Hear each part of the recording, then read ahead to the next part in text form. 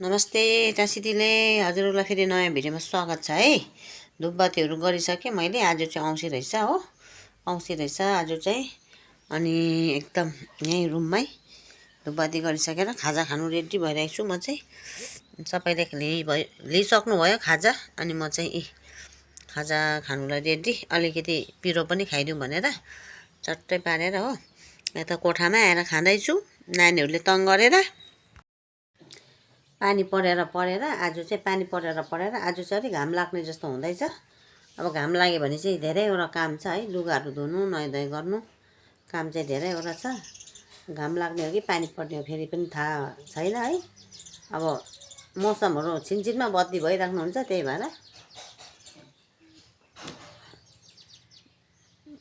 नास्ताहरू खाइसकेर चाहिँ कामहरू चाहिँ धेरै छ।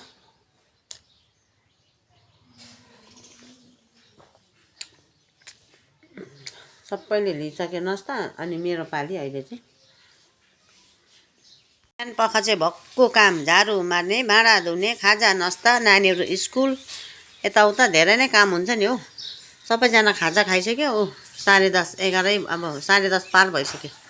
सबैभन्दा ढिलो नास्ता खाजा चाहिँ मेरो हुन्छ, पूजा गर्दा के गर्दा राम्रो हुने जस्तो छ। नुहाइधुवाइ झन् आज घाम लाग्यो भने चाहिँ धेरैवटा काम छ। लुगा धुने, नुहाउने धुवाउने, यताउता हिँड्ने काम धेरै हुँदैछ। आज फेरि हुनेवाला जस्तो छ, घाम लाग्दैछ।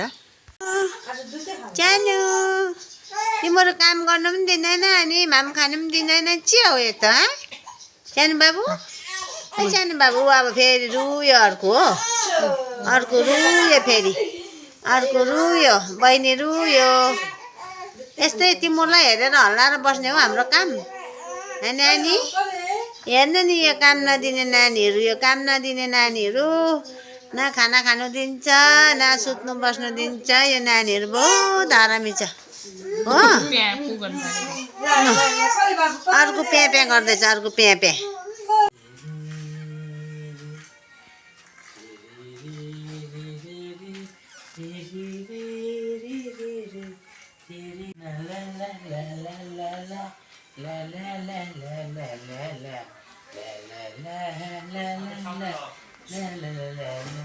गर्छ नि फेरि यसले बहिनीलाई त पुरा पापी गर्छ। हेर्नुहोस्, हाम्रो बहिनीलाई चाहिँ माया गर्छ यसले, बहिनीहरूलाई परेशान गर्छ, बेसी नै माया गरेर झुन्डेर हो। बहिनी म त स्कुल गएर आयो भन, तिमी कहिले स्कुल जाने भन। ज्वरो आएको थियो नानी त, ज्वरो आएको थियो, राम्रो भएर स्कुल गयो हाम्रो नानी। हाम्रो नानी सुन्दर छ कि छैन हेर्नुहोस् न हौ। लडी गयो कि के हो? नानी आज मिसले कुटेन? नानी आज मिसले कुटेन? के भन्नु त बोजूले सोध्नुहुँदैछ? नानी आज मिसले कुटेन? उही आफै मोचा खोल्छ। 3 वर्ष नि पुगेको छैन, यो साह्रो बाठी छ, मोचा खोल्नु हुँदैछ नानीले। बडा पापा पनि देखेर छक्कै पर्छ होला हौ यो पुचकुण्डी त। ल है जामा घुमाएर खिरिरी पारिरहेको छ यो नानी त, साह्रै नै हो। खै ऐना हेरेर अब कस्तो भयो स्कुलबाट आउँदा मेरो मुख चाहिँ भनेर हेर्नु हुँदैछ नि यसले ऐना। नानी भयो अहिले लडी जाला, अहिले लडी जाला नि फेरि। हेत्तेरी रहेछ बाहिरतिर, को रहेछ हेर, पानी परिरहेछ। अर्को आयो फेरि, अर्को आयो फेरि, बजार, यो नानीको बजार छ। अर्को आयो फेरि, मोबाइल हेर्ने नानी हो, मोबाइल हेर्ने आयो अर्को। थिचिदिएला नि थिचिदिएला दिदीले फेरि।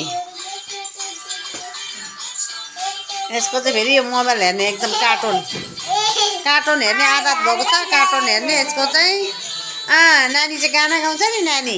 एपी एपी एपी नानीको छेउमा बहिनी ल्याइदियो ल।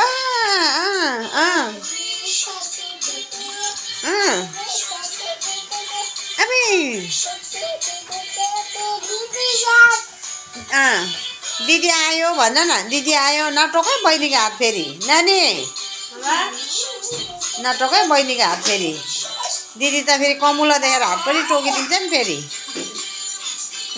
बहिनी माथि नगर, दिदी आयो भन न, त्यसो नगर, बहिनीलाई थिच्यो। नानीले दामी पढ्छ नि, नानीले पढ्नु जान्छ। हाम्रो नानी यो पढन्ते नानी हो पढन्ते हेर्नुहोस् नानीले पुरा पढ्नुहुन्छ एउटाले कार्टुन हेर्नुहुन्छ एउटा रुएर बस्नुहुन्छ है नानी दिदी आयो भन न बाबुलाई अन्त दिदी आयो भन न त बाबुलाई ल यस्तो यस्तो ऊ एउटाले मोबाइलै छुनु आँट्दैछ ऊ खै एबिसिडी भन्नु आउँछ पुरा जानेकै जतिको अब पुरा भर्खर त स्कुल लागेको जानेकै जति पढ्नै जानेको जतिकै गर्नु हुँदैछ नानीले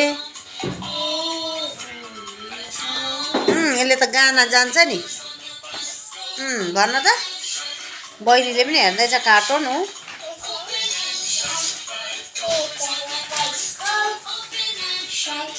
यस्तो यस्तो छ हाम्रो घरमा दुईजना यहाँ छ एकजना उता रुममा छ यस्तो यस्तो नानीहरू छ हाम्रो यहाँ यस्तो यस्तो नानीहरू परेसान हुन्छ दिनभरि हो मिठा आलु सकरखण्ड पनि ल्याएछ अब बोइल गरेर खानुपर्छ है नुहाउनु पर्यो भनेको मौसम खराब भएर पानी परेर स्कुल पनि छुट्टी भयो हो अब यति बेला भइसक्यो अब खै सब्जी चाहिँ अब थुपार्ने भयो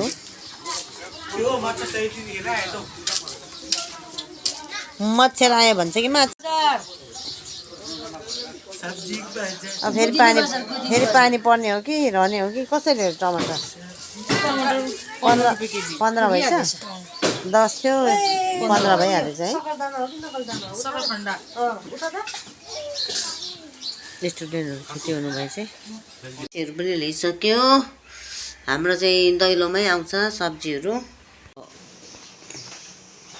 सकरखण्डको मतलब सुटानी मिठा आलु पनि भन्छ सुटानी पनि भन्छ हामी नेपालीले सुटानी सकरखण्ड भन्छ अनि मिठा आलु चाहिँ अब यहाँ हिन्दीबाट होला अहिले ल्याएको पकाउन थालेछ बुहारीहरूले अब चिया पनि पकाउने चिया खाने टाइम भयो अनि हाम्रो सब्जीहरू चाहिँ आँगनमै आउँछ ठेलामा आउँछ ढाकीमा आउँछ त्यही लियो खायो मार्केट जानु पर्दैन नुहाई धुवाई गर्ने मजाले आज चाहिँ बिहान पख घाम लागेको थियो अनि नुहाई धुवाई गर्ने मजाले लुगाफाटो धुने भनेको त एकछिनमा त च्यार पानी परेर बर्बाद भयो टाइम पनि गइहाल्यो अब बेलुका पख भइहाल्यो लुगा पनि धुनु पाइनँ नुहाउनु पनि पाइनँ अब भोलि कस्तो हुन्छ र दिन थाहा छैन अनि बिहान पख घाम लागेको देखेर चाहिँ खुसी भएको थियो 4-5 दिन भयो हाम्रो यता पानी परेको ठन्डा चिसो पानी पनि चिसो भइरहेको छ अनि त्यही कारणले अहिले बाहिर फेर पनि यति हिँड्नु पनि पाएको छैन